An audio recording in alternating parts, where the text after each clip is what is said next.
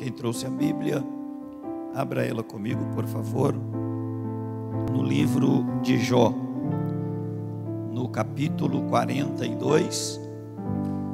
Nós vamos fazer uma leitura do verso 10 até o verso 17. Olha o que diz o texto. E o Senhor virou o cativeiro de Jó quando orava pelos seus amigos. E o Senhor acrescentou a Jó outro tanto, em dobro, a tudo quanto dantes possuía.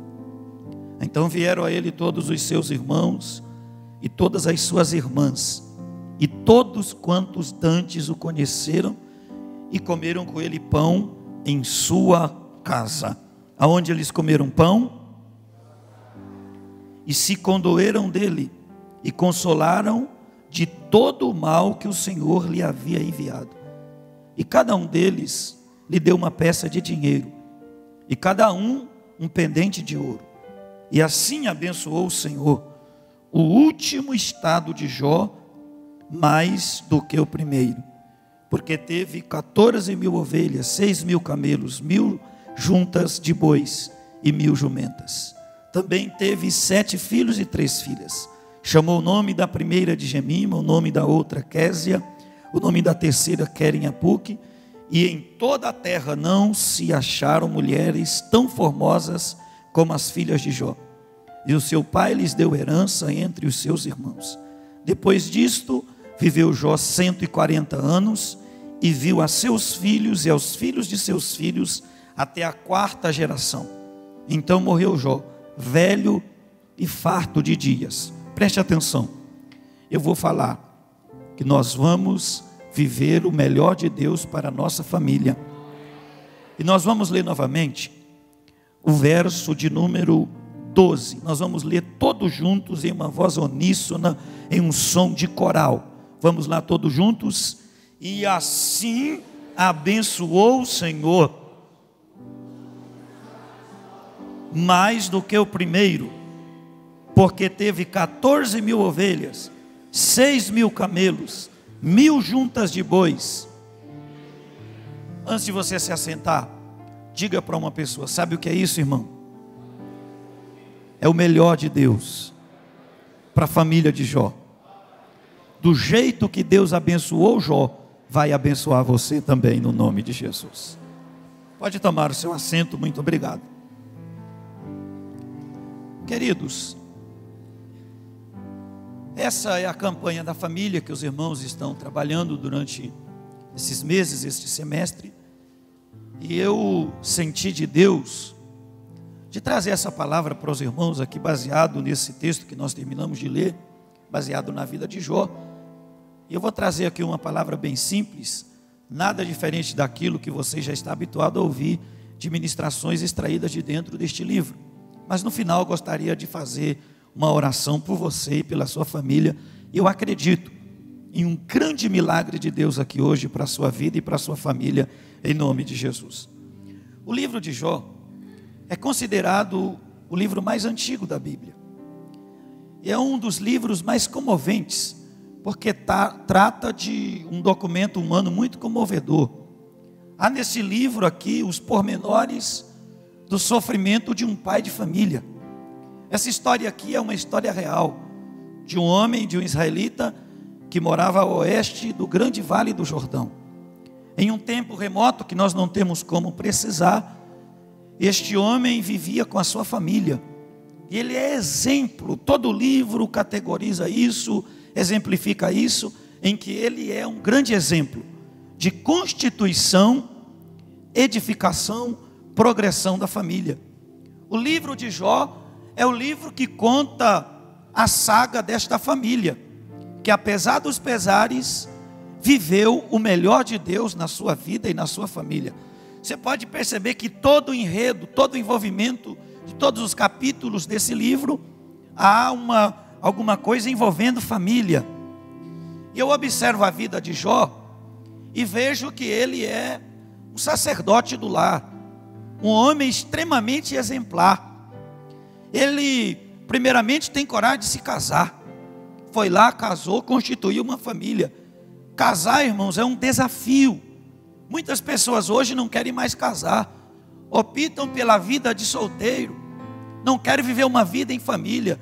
E eu quero dizer para você que o propósito de Deus na sua vida é lhe dar uma família, lhe dar uma esposa, lhe dar filhos, lhe dar um lar, lhe dar uma casa.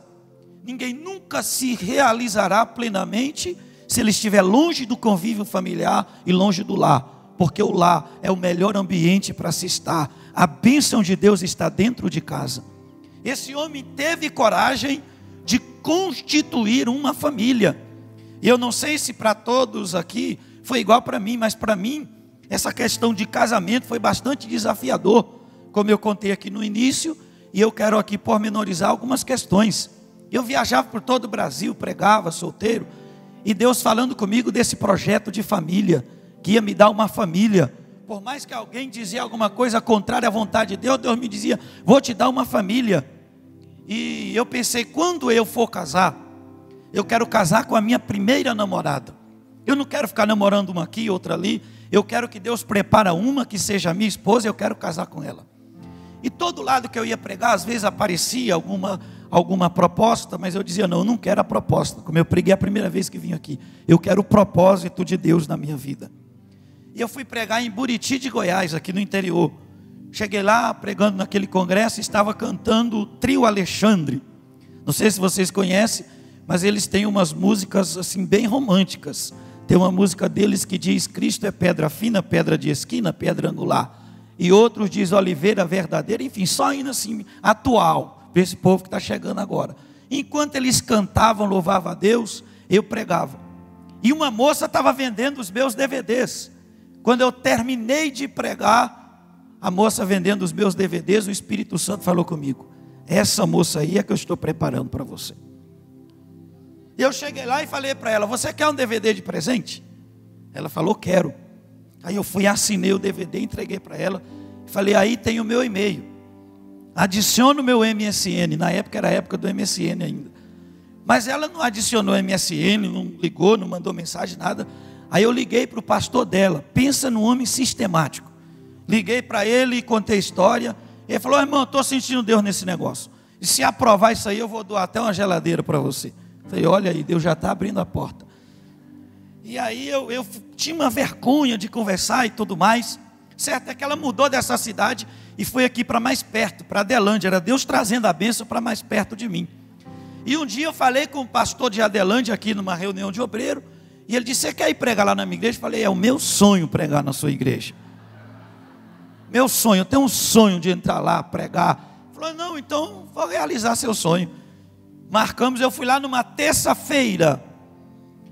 Irmão, quando eu cheguei lá, que eu vi essa moça, quase que eu não dou conta de pregar. Tremendo as pernas, secou a boca e tudo, mas eu preguei igual um leão. Terminou o culto, ela estava sentada assim na porta da igreja, em cima de uma calçada. E eu olhei para o céu, só tinha uma estrela. E eu falei assim, se tiver uma estrela no céu, Deus está confirmando esse negócio. Imediatamente ela olhou tão rápido assim para o céu que quase dá um toxicolo, quase machuca o pescoço. Falei, não, ela está interessada. Aí eu conversei com ela e tal, mas não ficou nada decidido ainda, porque estava quase decidindo. A pastora disse assim, a janta está pronta, meu filho, vamos lá jantar para vocês poderem ir embora. Aí foi, jantei, terminou a festa, eu voltei para Goiânia, e aí tinha uma outra festa na igreja, o Valdomiro Silva que ia cantar, não sei se alguém conhece esse cantor. E aí eles vieram, veio o pai, veio a mãe, veio o irmão, veio todo mundo. Quando terminou a festa, eu chamei um amigo meu para ir lá me ajudar. Falei, você vai me ajudar, se eu não der conta de falar, você fala. Aí cheguei diante dela, aí ele perguntou para ela assim, irmã, você tem namorado? Ela falou, não. Aí ele perguntou para mim, e você, tem namorado? Ele sabia que eu não tinha. E você tem namorada? Falei, claro que não. Ele falou, então por que vocês não namoram? Aí ela falou, depende dele. Aí você pensa que eu falei alguma coisa, irmão? Falei, depois eu te ligo. Não vou falar nada aqui perto desse povo, não. E aí depois ela foi embora e baixou o medo de novo, irmão. 2 dias depois eu liguei para ela. E já saudei com a paz do Senhor. e perguntei: quer namorar comigo? Ela disse: quero. Falei: então eu vou ir na sua casa conversar com seu pai. O pai dela é sargento da polícia militar. Mais uma barreira. Eu cheguei lá, irmão, falar com ele. Parece que de propósito ele esqueceu a ferramenta de trabalho dele em cima da mesa. E eu olhei aquele negócio brilhoso, aquele trem esquisito. Falei: o sangue de Jesus tem poder. Conversei com ele. E ele não riu, não falou nada. Falou: não, tá abençoado. E eu comecei a namorar com ela. Dia 4 de setembro de 2010, nós nos casamos. E de lá para cá, eu tenho vivido os melhores dias da minha vida. Deus me deu um filho, Deus me deu uma casa, Deus me deu um lar. Deus está realizando os meus sonhos. Sabe por quê? A família é o melhor que Deus tem para mim e para você. Aleluia. Estou sentindo a presença de Deus nesse culto aqui hoje. Deus está colocando aqui no coração de alguém o sonho de construir uma família, de edificar o lar, de ser chefe de uma família, de ser adjuntora. Deus está trabalhando nesse sentido aqui hoje. Eu aprendo isso com Jó. Jó teve coragem de constituir uma família. E depois o que eu aprendo com Jó é que Jó é um pai extraordinário, que ora pelos seus filhos, paga o preço pelos filhos. Os filhos estão se confraternizando, estão celebrando, e Jó está orando de madrugada, sacrificando, buscando a presença do Senhor. Os pais são responsáveis pelo progresso espiritual dos seus filhos. Deus colocou os seus filhos sobre a sua responsabilidade, para você fazer como Jó, para você orar por eles, para você abençoar a vida deles. Irmão, você que é pai, você que é mãe, ora pelo seu filho, põe a mão na cabeça dele, abençoa a vida dele, abençoa o futuro dele. Quando ele estiver dormindo, vai lá, põe as mãos sobre ele, unge ele, profetiza que ele vai ser um homem de bem, uma mulher de bem, profetiza sobre a sua descendência, sobre os presentes que Deus te deu. Você e a sua família vão entrar no céu junto. Deus te deu esta casa para você cuidar. E outra coisa, Jó é um incentivador de comunhão entre os seus filhos. Ele tinha 10 filhos, 7 homens e 3 mulheres. E a casa de Jó não tinha contenda, tinha entendimento. Porque os filhos tinham celebração. Jó é um homem crente, é uma casa de crente, tem celebração, tem comida, tem festa, tem alegria, sempre está havendo celebrações em suas casas, porque ele incentiva a comunhão. E você pode ver que quando ele ora, a Bíblia diz que ele ora continuamente, porque família não é momento, família é continuidade. Você ora hoje, ora amanhã, ora esse ano, ora o ano que vem, é continuamente. Alguém pode se enfadar e dizer: mas por que tanta campanha para a família? Por que tanto curso para a família? Por que tanta mensagem para a família? É porque os desafios são grandes, e família não é momento, família é continuidade. Jó, a Bíblia diz que ele continuamente orava pelos seus filhos. E outra coisa, ele não fazia distinção, separação entre os filhos. Ele oferecia sacrifício igual para cada um dos filhos. Ele não tinha filho predileto, ele não tinha filho do coração. Todos eram especiais e tratados igualmente. Irmão, na nossa casa nós precisamos tratar os nossos filhos com igualdade, tratá-los de forma honesta, de forma justa. Esse é o exemplo que Jó nos dá. Eu fico olhando para Jó, orando pelos filhos, clamando pelos filhos. Eu fico lembrando da minha mãe. Minha mãe sempre orou pela nossa casa, sempre orou por mim. Num momento que a gente estava atravessando uma turbulência muito grande em casa, meu pai estava afastado dos caminhos do Senhor. A gente morava a 18 quilômetros da cidade. Era impossível minha mãe estar continuamente na igreja. E ela fazia culto domésticos em casa, para orar pela gente, ler a Bíblia, pregar, ensinar a palavra de Deus para a gente. E como meu pai não era crente, aí quando ele estava em casa, ele tinha um radinho vermelho, a pilha, E ele gostava de ficar ouvindo músicas do mundo naquele rádio. E ele ficava o dia todo ouvindo, e eu ficava ouvindo aquilo, e entrava no ouvido, quase descendo para o coração. E minha mãe sempre dava pressão na gente, que a gente tinha que cantar e pregar no culto doméstico. Ela dizia, mas não é só eu que prego, não é só eu que falo, vocês também têm que participar. Aí um dia eu falei para o meu irmão, amanhã eu vou pedir minha mãe uma oportunidade para mim cantar no culto doméstico. E meu irmão falou, você vai cantar o quê? Eu vou cantar a música do Santo Antônio. A música do Santo Antônio, a música estava fazendo muito sucesso lá no Tocantins, na época a gente morava lá. Música das Irmãs Freitas, que tinha uma frase que dizia, meu Santo Antônio, tenha pena, tenha dó, estou ficando velho, estou ficando só. E eu decorei aquela música. Ela tinha uma letra assim meio estranha, mas ela tinha um ritmo acelerado, um sacode, um balanço assim meio agitado, e eu gostei. Falei, amanhã de manhã, na hora do culto doméstico, eu vou pedir minha mãe a oportunidade e vou cantar. Ok. Minha mãe nos reunindo para começar o culto doméstico. Aí eu falei, mãe, antes do culto começar, eu quero dizer para a senhora que hoje eu quero cantar aqui, eu quero uma oportunidade. Minha mãe brilhou os olhos, deu um sorriso, falou, meu filho, eu sabia que isso ia acontecer, mas não esperava que fosse tão rápido. Eu vou cantar aqui os hinos da harpa, vou ler a Bíblia, e depois na hora dos hinos avulsos você entra. Sou da época do hino avulso ainda, não sei se tem alguém aqui dessa época. Aí ela cantou os 3 hinos da harpa, leu a Bíblia, olhou para mim e falou, agora é com você, Aronilson. E eu estava assim num cantinho da sala.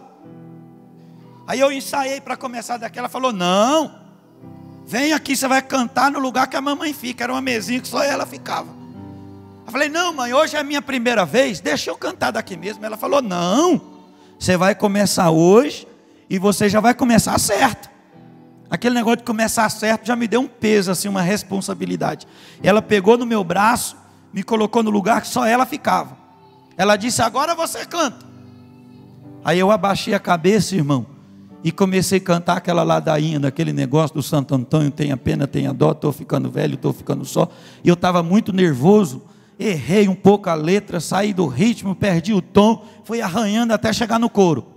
Eu pensei, agora eu já cheguei no coro. Eu vou cantar outra estrofe, volto para o coro novamente e pronto, acabou, encerra esse negócio.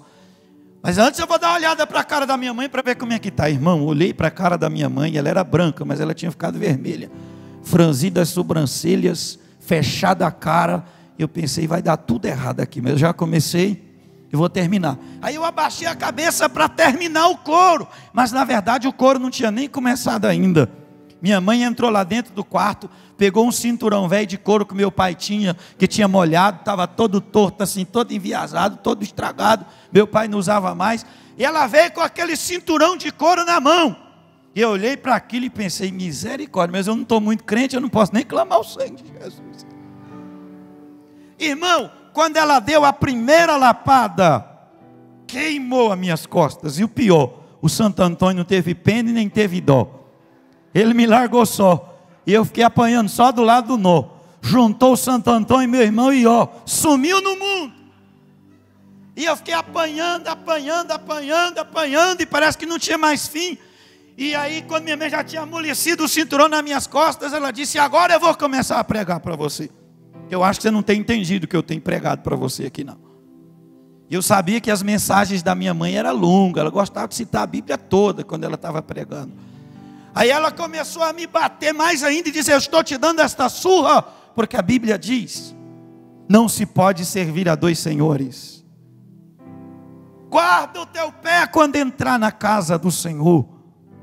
E a Bíblia ainda diz, meu filho, ensina o menino o caminho em que deve andar, para que ele cresça e não se desvie dele.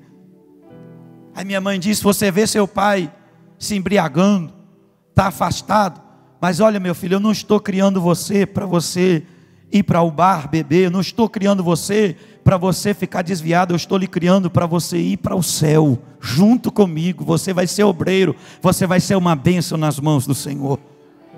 As palavras eram bonitas, mas as cintadas eram doloridas, e quando terminou todo aquele processo, eu pensei, nunca mais eu quero saber dessas músicas esquisitas na minha boca e nem no meu coração. Vou cortar esse negócio de uma vez por todas. E minha mãe continuou orando, continuou clamando, orando por mim, orando pelo meu irmão. E quando foi no dia 28 de maio de 1992, meu pai estava voltando para a igreja chorando. E de lá para cá ele está servindo a Deus até hoje, fiel. Eu estou pregando a palavra no dia 20 de setembro de 2014, eu fui consagrado a pastor ali na Assembleia de Deus da Fama, e quando eu recebi aquela consagração a pastor, recebi a oportunidade para falar em nome de todos os demais pastores sendo consagrados, e quando eu desci do púlpito como pastor, ocupando o ofício mais relevante que há, que é o de conduzir pessoas à eternidade, minha mãe estava com um vestidão azul, com um sorriso 15 para as 3 nos lábios, e ela me abraçou e me apertou e diz, eu te dei aquela surra naquele dia, porque era nesse caminho que eu queria te colocar. Eu nunca desisti de interceder por você, para que você seja obreiro na casa do Senhor.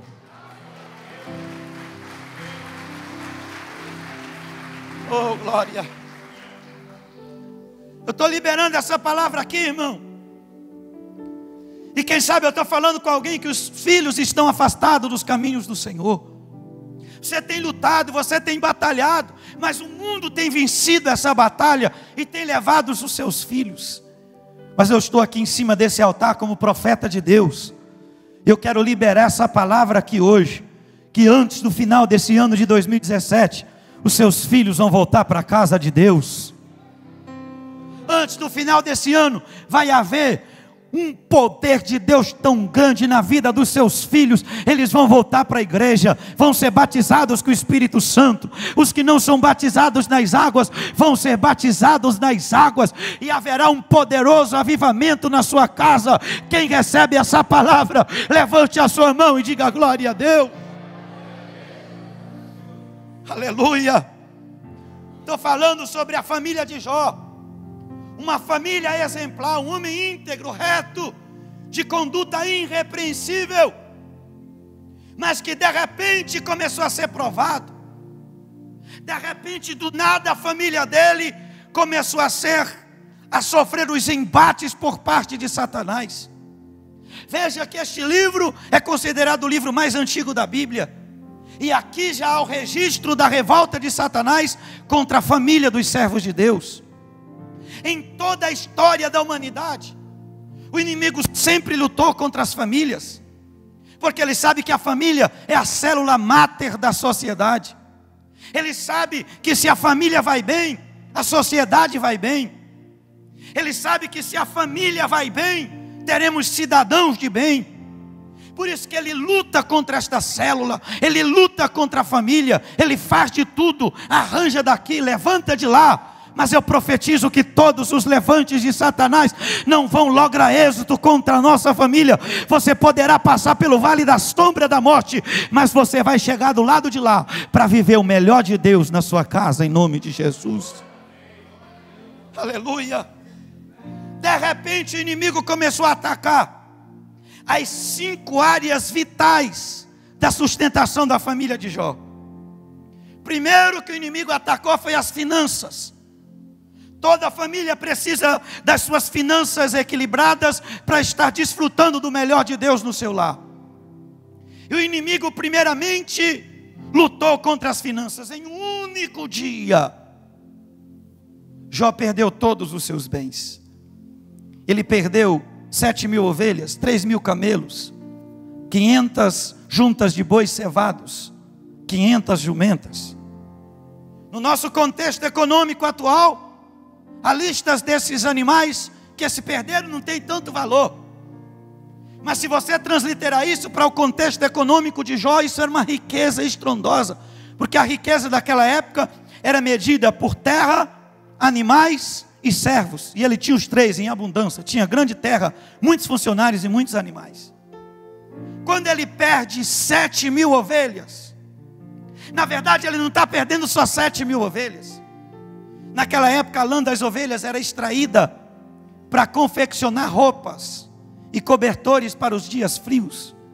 Então na verdade não é só 7.000 ovelhas, são 7.000 fontes de matéria-prima para a indústria têxtil que Jó tinha. E ele perdeu tudo em um único dia. Perdeu 3.000 camelos. Os camelos eram usados como transporte de pessoas e transporte de cargas. Então, quando ele perde 3.000 camelos, ele não está perdendo só 3.000 camelos. Está perdendo a sua frota de 3.000 caminhões, que ele transportava pessoas e cargas para todos os lados. Quando ele perde 500 juntas de bois, ele não está perdendo só os bois. Esses bois eram usados em pares para arar os campos férteis. E ele trabalhava para o seu serviço próprio, porque ele mexia com a agropecuária, mas ele também locava esses bois para fazer serviços externos. Então ele não está perdendo só as 500 juntas de bois. Ele está perdendo os seus 500 tratores, que ele usava para fazer o seu serviço pessoal, e os serviços que ele locava e angariava recursos com tudo isso. E as 500 jumentas? O leite de jumenta é muito rico em proteína. E naquela época o leite era tirado e era comercializado para sustentar pessoas fracas e pessoas idosas. Então não são só 500 jumentas, são as 500 franquias de farmácia que Jó tinha para extrair um santo remédio que era comercializado naqueles dias. E tudo isso foi perdido em um único dia. Nós estamos falando agora de um homem que está arruinado financeiramente, porque junto com os animais foram também os servos. De cada leva de coisas, ou de assalto, ou de morte, os servos iam junto. E só sobrava aquele servo para trazer a notícia, para dizer: só eu escapei para trazer a notícia. E quando os servos chegaram e disseram que ele tinha perdido todos os seus bens materiais, chega um outro servo, trazendo uma notícia bombástica. E ele disse assim: Jó, seus 10 filhos estavam reunidos em celebração. Soprou um vento forte. A casa em que eles estavam desmoronou. Só eu sobrei para lhe contar a história. Seus filhos morreram. Irmão, a gente lê, contar a história é fácil. Difícil é viver uma tragédia de proporções tão bombásticas como essa. Quando se fala em tragédia, a questão do velório coletivo, ele parece que materializa, torna aguda a tragédia. Aquela tragédia que matou o time da Chapecoense, eu vivi aquilo nos pormenores. Quando eu fiquei sabendo que o avião tinha caído, eu estava no aeroporto de Araçatuba, embarcando de volta para Goiânia. Um aeroporto bem pequenininho, estava chovendo. Eu estava sentado na sala de embarque, já com medo de toda aquela estrutura precária daquele aeroporto. E chegou um homem com os olhos arregalados, todo assustado, e disse: você está sabendo o que aconteceu com o avião da Chapecoense? Eu disse: não. Ele disse: caiu, chegando em Medellín. Aí eu pensei: misericórdia. Já senti aquela angústia, aquela tristeza pelos pais de famílias que estavam naquele voo, as pessoas que se foram. Aí eu entrei dentro do avião assim com medo, parecia que aquele negócio ia cair também. Quando ele subiu lá, avisaram: vamos passar por uma turbulência agorinha, mas pode ficar tranquilo que vai dar tudo certo. Se o sangue de Jesus tem poder hoje. Aí desembarcamos em Campinas, no aeroporto de Cumbica. Chegou um outro voo que veio de Chapecó, desceu as pessoas vestidas com a camisa da Chapecoense, e eles já ficaram sabendo, e muito desespero, muita tristeza. Eu lembro aquelas pessoas dizendo: aqueles meninos eram como se fossem da nossa família, a gente via na padaria, a gente via no supermercado. Enfim, eu estava tendo uma noção de que a tragédia era terrível. Mas, irmão, quando eu estava assistindo pela televisão da minha casa, o momento em que os aviões da FAB despontaram no céu de Chapecó, trazendo aqueles corpos daquelas pessoas que perderam as suas vidas naquela tragédia, e que quando começaram a locomover os caixões, o velório coletivo trouxe a noção de que aquela tragédia era uma tragédia terrível e sem precedentes. Agora eu te chamo para você analisar aqui a vida de Jó. Um velório coletivo na cidade de Uz. Ele está sepultando todos os seus 10 filhos em um único dia. Quem sabe, segurando a mão da sua esposa, ele sepulta todos eles. Ele já está falido financeiramente. Ele já não tem mais filhos para lhe afagar, para lhe abraçar. Ele está passando pela prova, pelo desespero.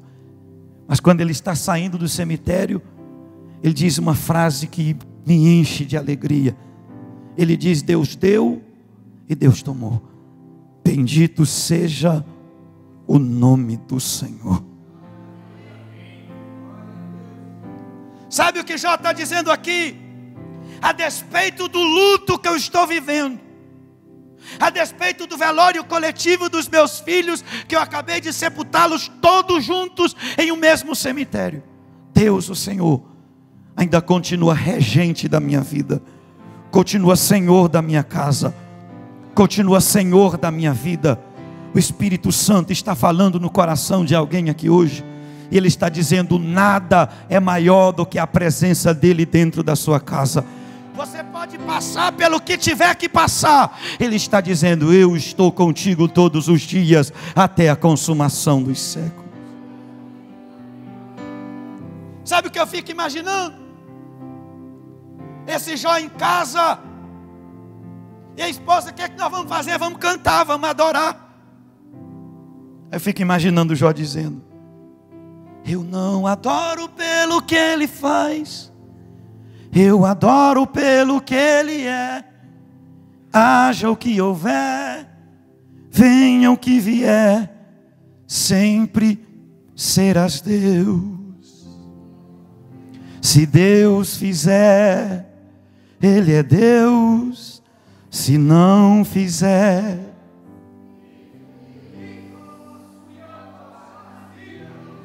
Ele é Deus. Oh, glória.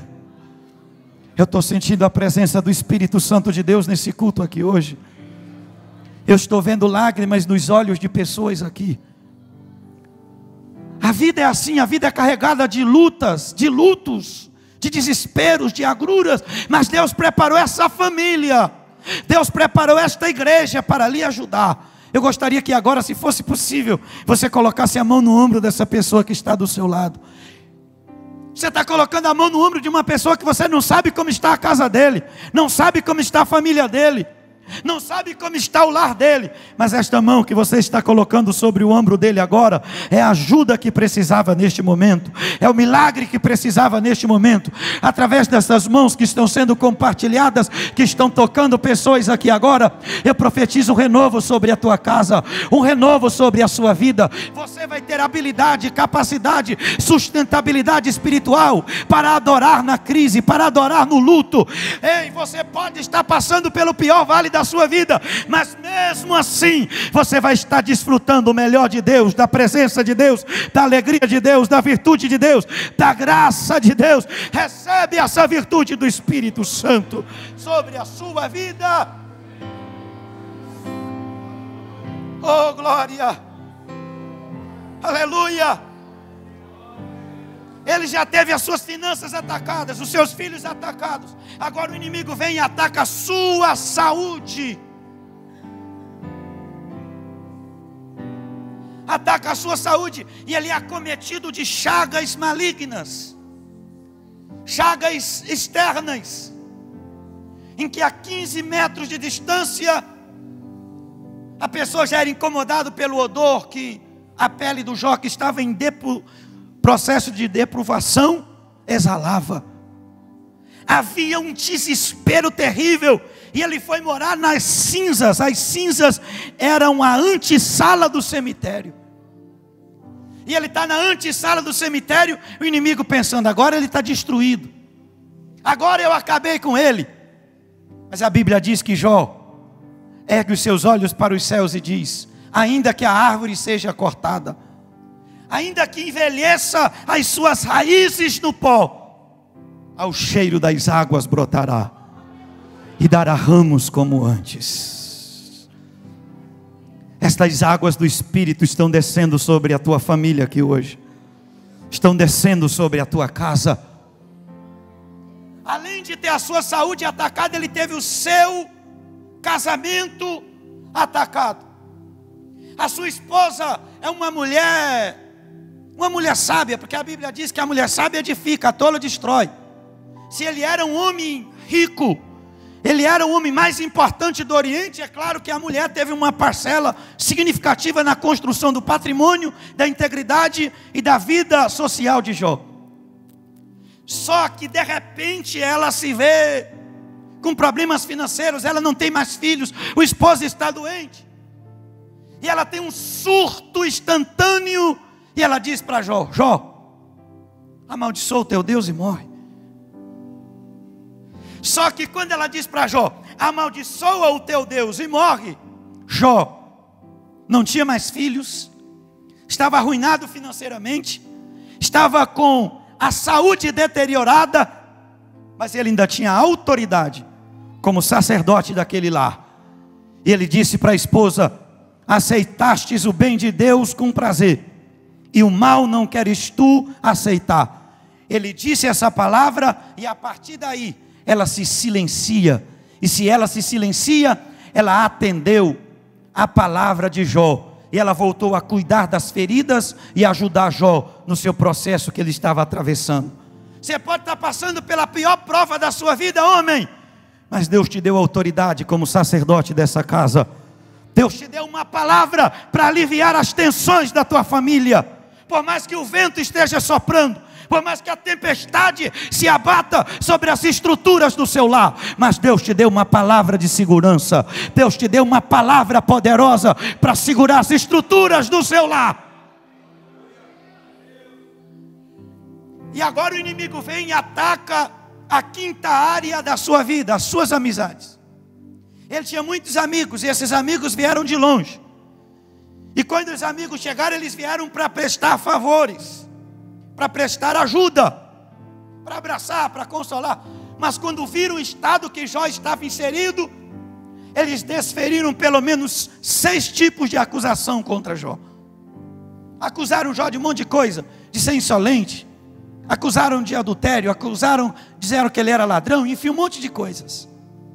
E ele, ao invés de ter amigos para lhe ajudar a atravessar aquela prova, ele tem algozes, que lhe atormentam mais ainda, além das feridas, além do problema financeiro, além de não ter filhos, além de estar enfrentando problemas em casa, os amigos vêm e não ajudam, aumentam ainda mais as suas tensões. Ele está passando por um cativeiro terrível.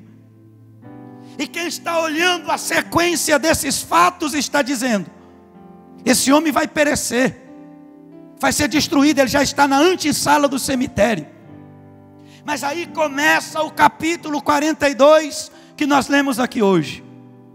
E Jó começa o capítulo 42 no verso 2 dizendo: bem sei eu que tudo podes, e nenhum dos teus pensamentos pode ser impedido. O que é que Jó está dizendo? O poder de Deus não está preso às leis sequenciais lógicas. Jó está dizendo: por mais que eu esteja preso neste cativeiro, Deus pode mudar a minha sorte, Deus pode mudar a minha vida, Deus pode restaurar a minha vida. Aí no verso 6, ele se arrepende, ele ergue a Deus seu opróbrio e o seu arrependimento. Preste atenção nisso aqui. No verso 6 ele se arrepende, mas ele continua preso ao seu cativeiro. Aí no verso 10, que foi o primeiro versículo que nós lemos, a Bíblia diz que ele ora. E sabe por quem que ele está orando? Ele está orando pelos seus amigos. Eu acho interessante que a Bíblia chama de amigos o que todos nós chamaríamos de inimigos. Eles eram acusadores, acusações infundadas. Eles falharam muito com Jó, mas a Bíblia continua chamando eles de amigos de Jó. E Jó então, de uma oração presencial, porque eles vêm à casa de Jó. E quando eles se juntam na casa de Jó, Jó vai orar pela vida deles, vai clamar pela vida deles, irmão. Esta oração aqui, ó, preste atenção, é uma oração regada com perdão. Porque se anteriormente Jó se lamuriava, se reclamava, ele estava ferido com as acusações dos seus amigos. Mas de repente ele recebe esses amigos em casa e vai orar por eles. Quando ele vai orar por eles, Jó não está só orando, ele está fazendo o quê? Está liberando perdão. Aí quando ele ora, libera o perdão, a Bíblia diz: virou o Senhor o cativeiro de Jó, quando ele orava pelos seus amigos, quando ele perdoava os seus amigos, quando ele abraçava os seus amigos, quando ele tinha comunhão com os seus amigos, quando ele recebia os amigos em sua casa. Sabe o que Deus está dizendo aqui nessa palavra? É que o perdão é a fonte que vai fazer jorrar o melhor de Deus para a sua família, o melhor de Deus para a sua casa, o melhor de Deus para os seus filhos, para o seu casamento. O perdão abriu a porta para a restauração. Irmão, nós precisamos seguir o exemplo de Jó. Para vivermos o melhor de Deus, precisamos liberar o perdão. Quem não perdoa só faz mal a uma pessoa, a si próprio. William Shakespeare dizia: odiar alguém é como tomar um copo de veneno esperando que o outro morra. Você fica com raiva dele, com ódio dele, querendo que ele morra. E ele está lá na praia do Guarujá, tomando suco de graviola, tomando um solzinho maravilhoso e fazendo caminhada na praia. E sabe quem é que está se arruinando? Você.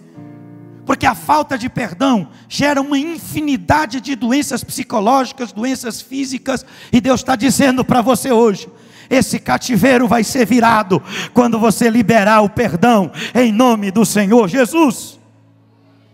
A Bíblia diz que ele liberou o perdão e Deus virou o cativeiro dele. Deus virou o cativeiro dele, e o que aconteceu? Deus deu a ele o dobro de tudo aquilo que ele tinha antes. O começo do livro de Jó tem cheiro de morte. Ninguém nunca conjugou o verbo morrer mais do que Jó. Mas o final do livro tem cheiro de vida, porque agora ele não tem só 7.000 ovelhas, ele tem 14.000 ovelhas. Ele não tem mais só 3.000 camelos, ele tem 6.000 camelos. Ele não tem só 500 juntas de bois, ele tem 1.000 juntas de bois. Ele não tem só 500 jumentas, ele tem 1.000 jumentas. Tudo está sendo dobrado na vida de Jó. E a Bíblia diz que Deus abençoou o seu último estado ainda mais do que o primeiro. Sabe o que é isso? É a palavra que Deus está liberando sobre a tua vida hoje, que você vai viver o melhor dele para a sua família, para a sua casa, para os seus negócios, em nome do Senhor. Quem recebe essa palavra? Quem recebe essa palavra? Aleluia! Diga isso para quem está do seu lado. Você vai viver o melhor de Deus. Você vai viver o melhor de Deus. Não importa os lutos do passado, os prejuízos do passado, as derrotas do passado, as agruras do passado. Eis que não há noite que possa impedir o nascer do sol. Nunca houve noite que pudesse impedir o nascer do sol. No romper da aurora, o sol sobe além da linha do horizonte e brilha, incandesce, irradia. O sol da justiça está brilhando sobre o teu casamento, sobre as tuas finanças, sobre os teus filhos, sobre a tua casa, sobre o teu lar, em nome de Jesus. Aleluia. Jó está com a saúde restaurada, que a Bíblia diz que ele ainda vive mais 140 anos. O casamento de Jó é restaurado. E eu gosto muito de uma coisa aqui, meu, que Deus mudou tudo na vida de Jó, mas a esposa continua a mesma. Tudo foi dado em dobro, mas ele ficou com a mesma. É com você mesmo, que mandou eu morrer, que mandou eu amaldiçoar Deus e morrer. Eu te perdoo, nós somos companheiros, nós começamos junto e vamos terminar junto. É com você. Oh glória. A bênção de Deus está sobre a sua vida, meu irmão. A bênção de Deus está sobre a sua casa. E até os filhos ele tem em dobro. Sabe por quê? Porque agora ele tem 10 filhos na terra, mas ele tem 10 filhos no céu. Oh, coisa maravilhosa. Agora ele tem riquezas terrenas, mas ele também tem riquezas celestiais. E a Bíblia diz que ele viu os seus netos, viu os filhos dos seus netos, ele viu até a sua 4ª geração. Oh, glória. Sabe o que eu fico imaginando, irmão, quando eu leio esse texto? Final de semana na cidade de Uz. Jó pega aquele camelão mais bonito que ele tinha, arruma aquele camelo, monta naquele camelo e diz: eu vou dar uma passeada aqui nas avenidas centrais dessa cidade hoje. Aí ele monta naquele camelo, põe a esposa dele na garupa, que era o transporte mais chique que tinha na época. E ele sai nas avenidas de Uz. E o povo dizendo: aquele homem ali não era o que estava lá no cemitério? Não é o que perdeu os filhos? Não é o que estava falido? Não é o que estava perdido? E Jó diz: era. Só que agora Deus abençoou meu último estado melhor do que o primeiro. A minha prova teve um gosto amargo, mas a minha vitória hoje tem sabor de mel. Eu estou alcançando o melhor de Deus para a minha família. Quem quer viver o melhor de Deus para a sua família e para a sua casa? Fica de pé em nome de Jesus, eu quero orar por você. Oh, bendito seja o nome de Jesus. Irmãos, preste bem atenção. Eu não vou chamar vocês aqui na frente para deixar vocês mais à vontade, porque eu gostaria que você abraçasse agora a sua família, abraçasse a sua esposa, seus filhos. Sobe aqui, amor. Sobe aqui. Falei tão bem de você, vem aqui para nós orar pelo povo. Oh, da placere canta labra xéria. Estou sentindo a presença de Deus aqui neste santuário. Aleluia. Isso, abraça a sua esposa. Se os seus filhos estiverem aí, abracem eles. Se eles não estiverem aí, você vai interceder por eles agora. Essa aqui é a companheira que Deus me deu. É junto com essa mulher que nós estamos vencendo as maiores batalhas da nossa vida, e Deus está nos dando vitória. Hoje eu não sou mais um passarinho de uma asa só. Hoje nós somos duas asas. Um homem sozinho é como um passarinho que tem só uma asa. Ele precisa da outra asa para ele voar mais alto. Você está abraçado com a asa que Deus te deu aí, ó. E é com essa asa que Deus colocou do seu lado aí que você vai voar alto. Oh, glória. Oh, irmão, eu estou sentindo esse altar queimando aqui agora. Habla série canta labrahai. Eu vou liberar uma palavra de oração sobre a sua vida agora. Se você precisa de um milagre sobre a sua saúde, o mesmo Deus que curou as chagas de Jó é o mesmo Deus que vai curar você aqui agora. Se você precisa de um milagre na sua vida financeira, o Senhor vai abrir as portas para você aqui essa noite, em nome de Jesus. Sua empresa vai reabrir as portas de novo. Você vai voltar a prosperar em nome do Senhor Jesus. Seus filhos vão ser a herança que Deus está lhe dando, a coisa mais preciosa no interior da sua casa. Eu já estou sentindo aqui o cheiro das águas, e Jó está dizendo: ainda que esteja cortada, ainda que esteja envelhecido no pó as raízes, mas ao cheiro das águas brotará.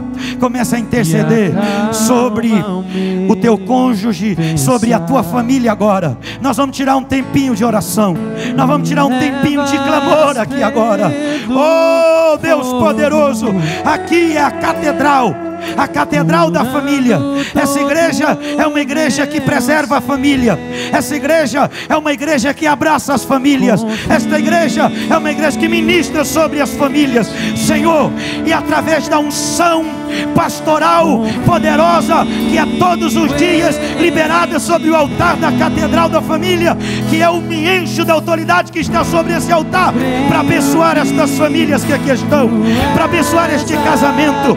Restaura o romantismo deste casamento, restaura o amor deste casamento, que haja perdão, que haja amor, que haja libertação, que esse cativeiro seja quebrado e que seja liberada uma fonte da liberalidade do melhor que está fluindo sobre estas famílias.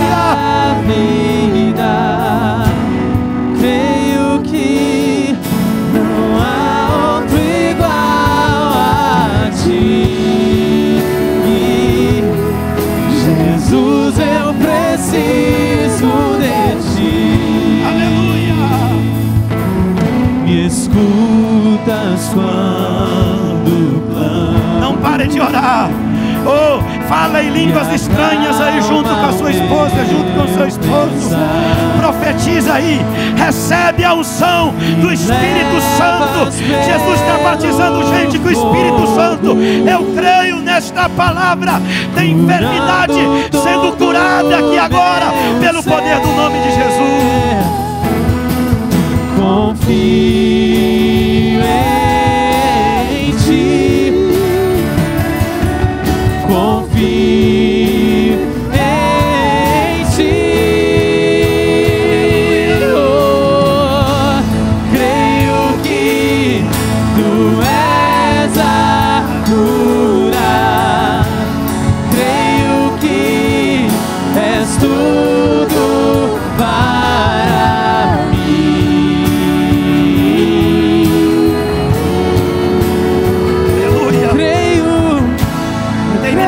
acontecendo aí agora.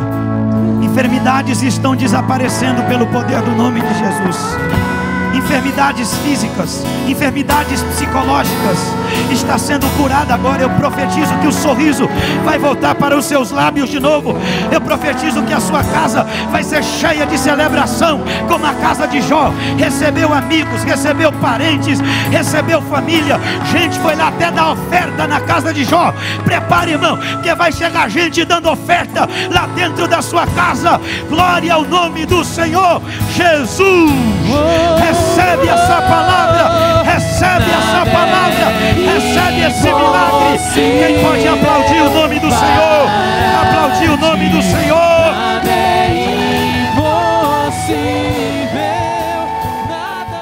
Uma igreja alegre, participativa. Todos os domingos, às 9 horas, um delicioso café da manhã e uma escola bíblica abençoada. Às 18 horas, culto da família. Segunda, às 14 horas, Manancial Feminino.